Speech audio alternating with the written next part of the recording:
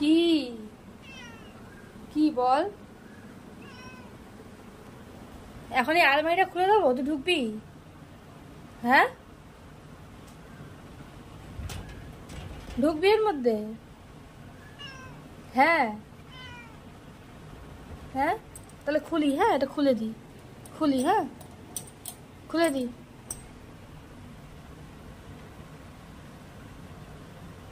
কি হলো? কি?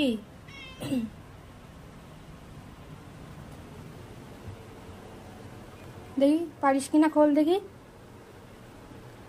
কি চেষ্টা! এখানে ও নাকি এখানে ঢুকবে, ঢুকে এখানে নাকি ও বাচ্চা দেবে, সেই জন্য জায়গা খুঁজছে। ওর আলমারিটা পছন্দ হয়েছে বাচ্চা দেওয়ার জন্য।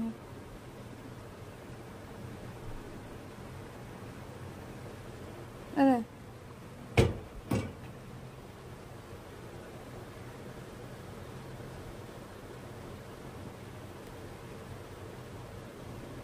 কি হয়েছে উপরে? কি